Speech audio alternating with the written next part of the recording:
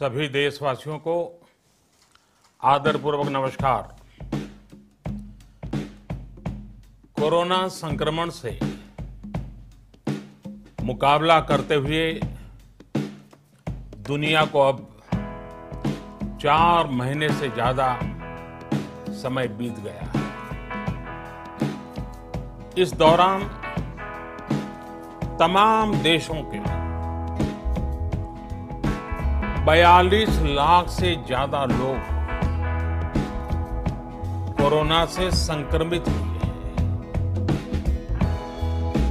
2.25 लाख से ज्यादा लोगों की दुखद मृत्यु हुई है। भारत में भी अनेक परिवारों ने अपने स्वजन खोए हैं। मैं सभी के प्रति अपनी संवेदना व्यक्त करता हूं। साथियों, एक वायरस ने दुनिया को तहस नहस कर दिया। विश्व भर में करोड़ों जिंदगियों संकट का सामना कर रही है। सारी दुनिया जिंदगी बचाने में एक प्रकार से जंग में जुटी है। हमने ऐसा संकट न देखा है, न ही सुना। निश्चित तौर पर मानव जाति के लिए ये सब कुछ अकल्पनीय है। ये क्राइसिस अद्भुतपूर्ण है, लेकिन थकना, हारना, टूटना, बिखरना मानव को मंजूर नहीं है। सतर्क रहते हुए ऐसी जंग के सभी नियमों का पालन करते हुए अब हमें बचना भी है और आगे बढ़ना भी है। आज जब दुनिया संकट में है, तब हमें अपना संकल्प और मजबूत करना है। हमारा संकल्प इस संकट से भी विराट होगा। साथियों, हम पिछली शताब्दी से ही लगातार सुनते आए हैं कि 21वीं सदी हिंदुस्तान की है। हमें कोरोना से पहले की दुनिया को, वैश्विक व्यवस्थाओं को विस्तार से देखने समझने का मौका मिला है। कोरोना संकट के बाद भी दुनिया में जो स्थितियां बन रही हैं, उसे भी हम निरंतर देख रहे हैं। जब हम दोनों कालखंडों को भारत के नजरिए से देखते हैं, तो लगता है कि 21वीं सदी भारत की हो, ये हमारा सपना ही नहीं, ये हम सभी की जिम्मेदारी भी है। लेकिन इसका मार्ग क्या हो? विश्व की आज की स्थिति हमें सिखाती है कि इसका मार्ग एक ही है, आत्मनिर्भर भारत। हमारे यहां शास्त्रों में कहा गया है, एषः पंथः, यानी यही रास्ता है आत्मनिर्भर भारत। साथियों, एक राष्ट्र के रूप में आज हम एक बहुत अहम मोड़ पर खड़े हैं। इतनी बड़ी आपदा भारत के लिए एक संकेत लेकर आई है, एक संदेश लेकर आई है, एक अवसर लेकर आई है। मैं एक उदाहरण के साथ अपनी बात बताने का प्रयास करता हूं। जब कोरोना संकट शुरू हुआ, तब भारत में एक भी पीपीई किट नहीं बनती थी। N95 मास्क का भारत में नाम मात्र उत्पादन होता था। आज स्थिति ये है कि भारत में ही हर रोज 2 लाख पीपीई और 2 लाख N95 मास्क बनाए जा रहे हैं। ये हम इसलिए कर पाए क्योंकि भारत ने आपदा को अवसर में बदल दिया। आपदा को अवसर में बदलने की भारत की ये दृष्टि आत्मनिर्भर भारत के हमारे संकल्प के लिए उतनी ही प्रभावी सिद्ध होने वाली है। साथियों, आज विश्व में आत्मनिर्भर शब्द के मायने पूरी तरह बदल गए हैं। ग्लोबल वर्ल्ड में आत्मनिर्भरता की डेफिनेशन बदल रही है। अर्थ केंद्रित वैश्वीकरण बनाम मानव केंद्रित वैश्वीकरण की चर्चा आज जोरों पर है। विश्व के सामने भारत का मूलभूत चिंतन आशा की किरण नजर आता है। भारत की संस्कृति, भारत के संस्कार उस आत्मनिर्भरता की बात करते हैं जिसकी आत्मा वसुधैव कुटुंबकम है। विश्व एक परिवार। भारत जब आत्मनिर्भरता की बात करता है तो आत्म केंद्रित व्यवस्था की वकालत नहीं करता है। भारत की आत्मनिर्भरता में संसार के सुख, सहयोग और शांति की चिंता होती है। जो संस्कृति जय जगत में विश्वास रखती हो, जो जीव मात्र का कल्याण चाहती हो, जो पूरे विश्व को परिवार मानती हो, जो अपनी आस्था में माता भूमि ही पुत्रो अहम पृथ्वी इसकी सोच रखती हो, जो पृथ्वी को मां मानती हो, वो संस्कृति, वो भारत भूमि जब आत्मनिर्भर बनती है तब उससे एक सुखी समृद्ध विश्व की संभावना भी सुनिश्चित होती है।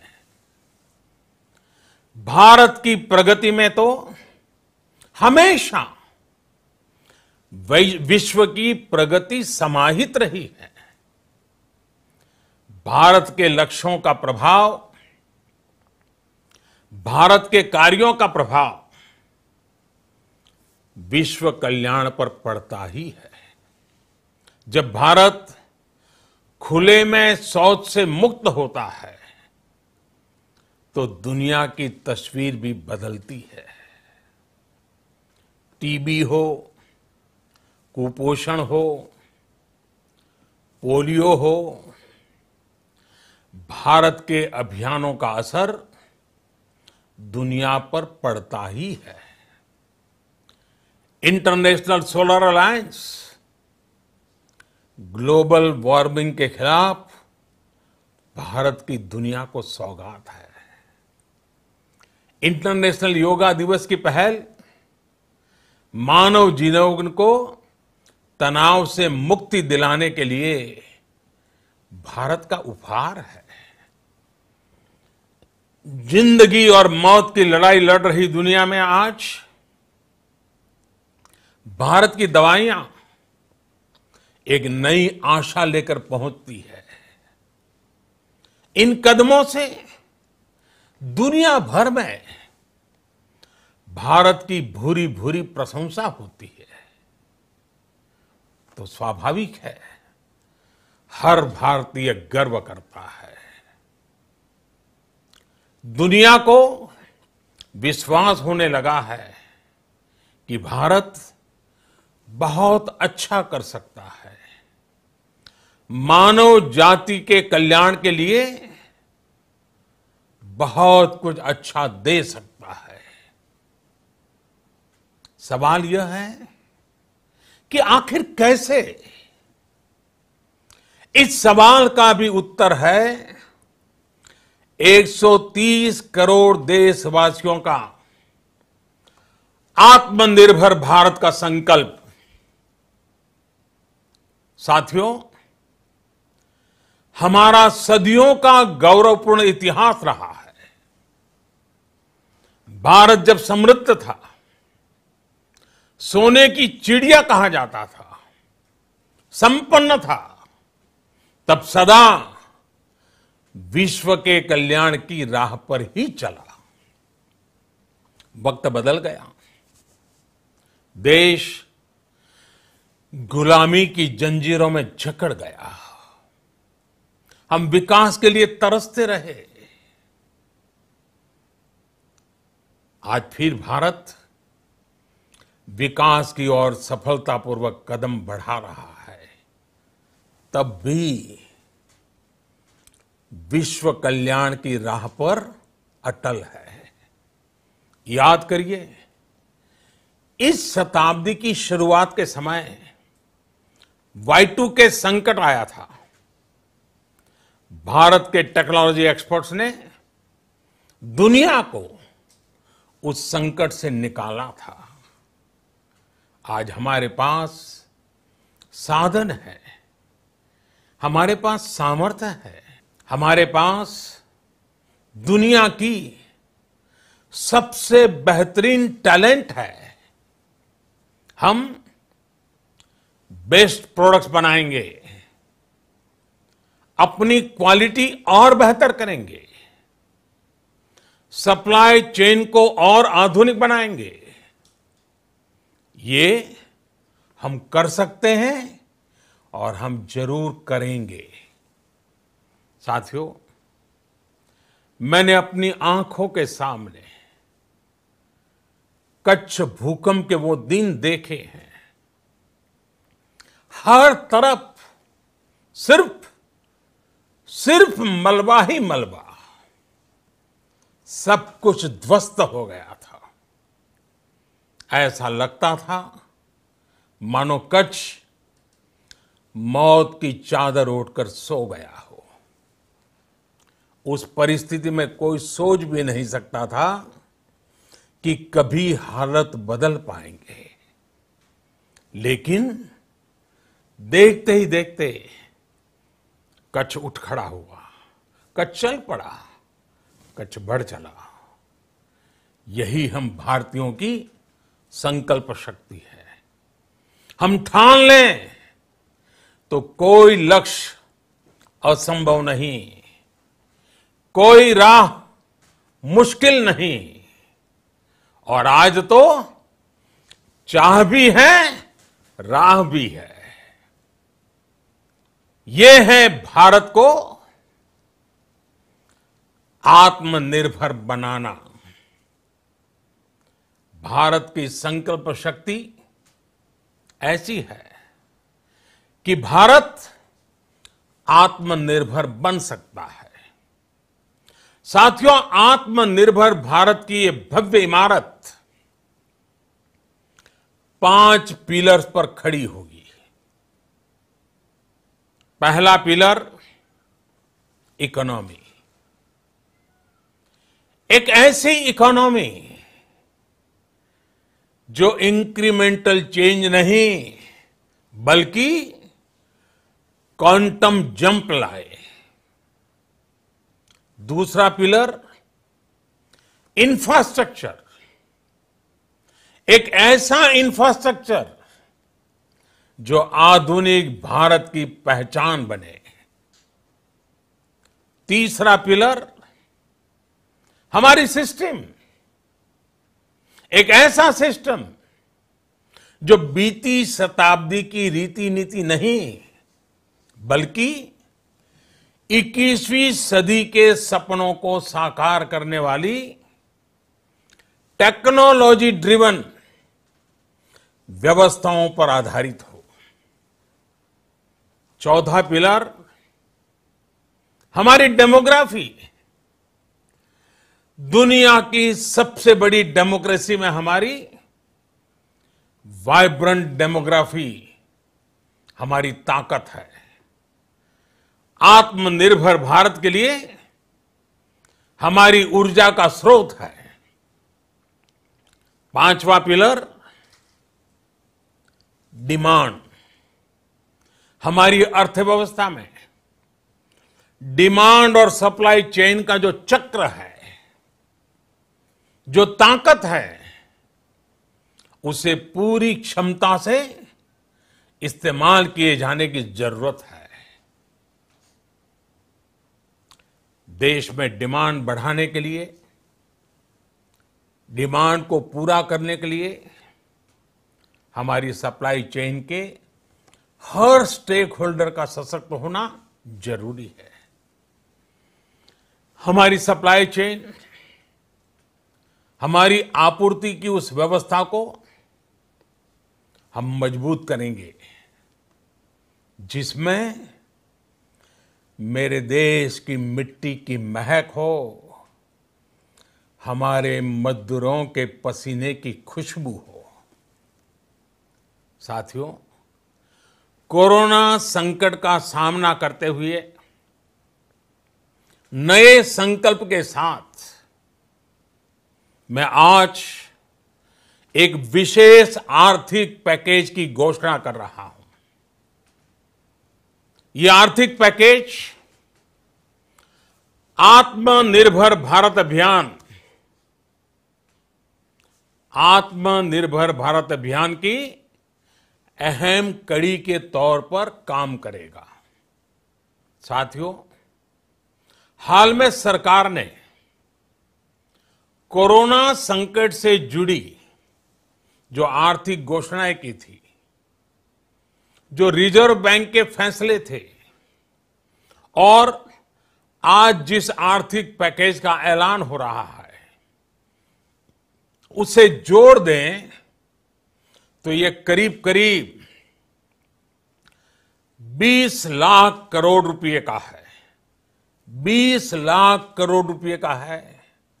ये पैकेज भारत की जीडीपी का करीब करीब 10% है। इन सबके जरिए देश के विभिन्न वर्गों को आर्थिक व्यवस्था की कड़ियों को 20 लाख करोड़ रुपए का संबल मिलेगा, सपोर्ट मिलेगा। 20 लाख करोड़ रुपए का एक पैकेज 2020 में देश की विकास यात्रा को 20 लाख 2020 में आत्मनिर्भर भारत अभियान को एक नई गति देगा। आत्मनिर्भर भारत के संकल्प को सिद्ध करने के लिए इस पैकेज में लैंड, लेबर, लिक्विडिटी और लॉज सभी पर बल दिया गया है।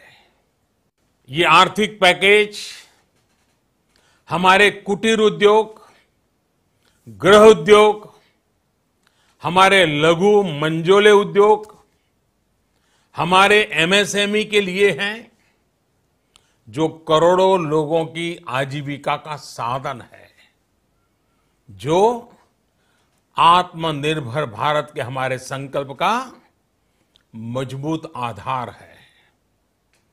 ये आर्थिक पैकेज देश के उस श्रमिक के लिए हैं, देश के उस किसान के लिए हैं, जो हर स्थिति, हर मौसम में देशवासियों के लिए दिन रात परिश्रम कर रहा है। ये आर्थिक पैकेज हमारे देश के मध्यम वर्ग के लिए है, जो ईमानदारी से टैक्स देता है, देश के विकास में अपना योगदान देता है। ये आर्थिक पैकेज भारतीय उद्योग जगत के लिए हैं, जो भारत के आर्थिक सामर्थ्य को बुलंदी देने के लिए संकल्पित है।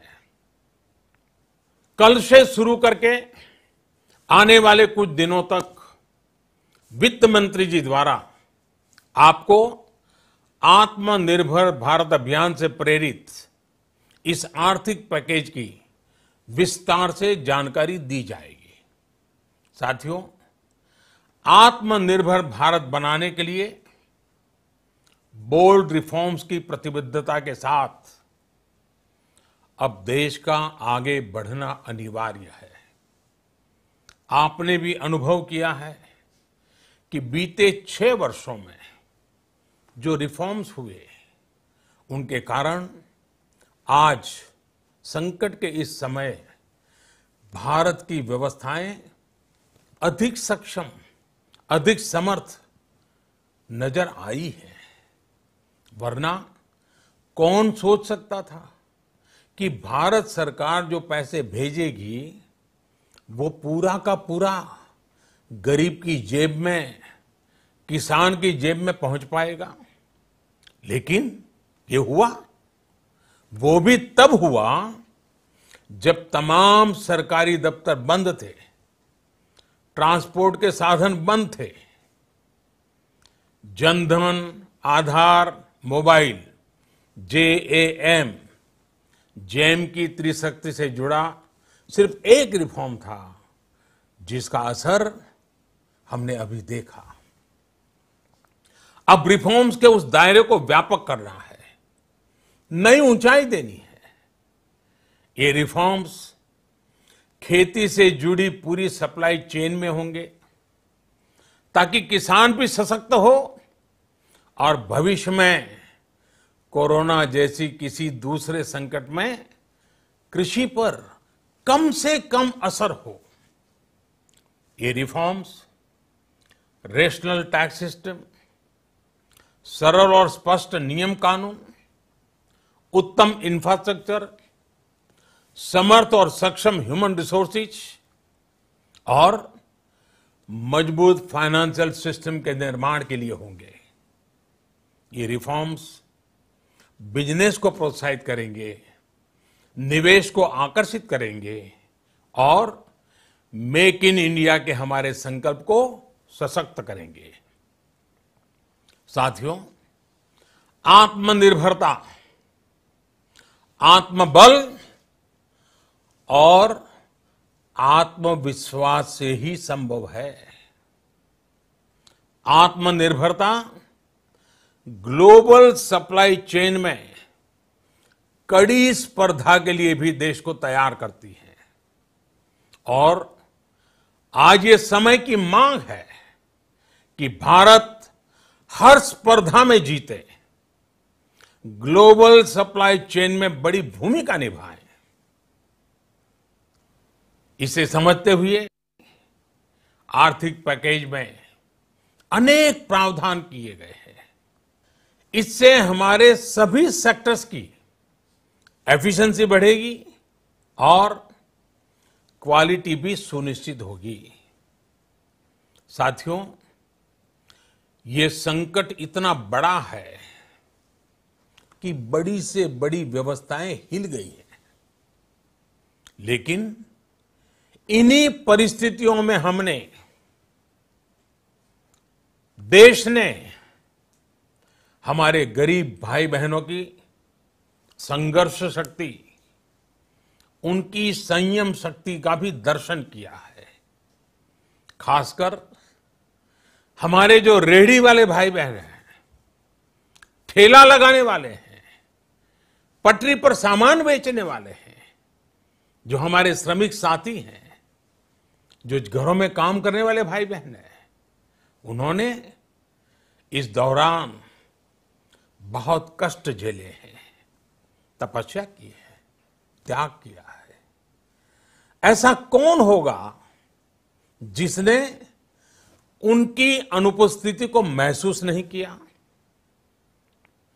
अब हमारा कर्तव्य है उन्हें ताकतवर बनाने का, उनके आर्थिक हितों के लिए कुछ बड़े कदम उठाने का।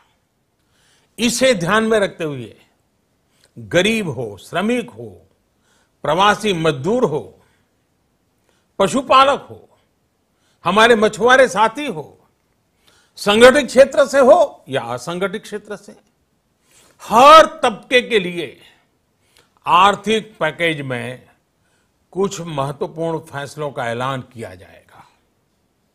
साथियों, कोरोना संकट ने हमें local manufacturing, local market, local supply chain, इसका भी महत्व बराबर समझा दिया है।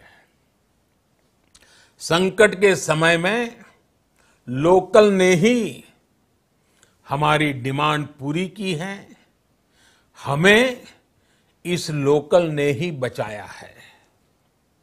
लोकल सिर्फ जरूरत नहीं, बल्कि हम सबकी जिम्मेदारी है। समय ने हमें सिखाया है कि लोकल को हमें अपना जीवन मंत्र बनाना ही होगा।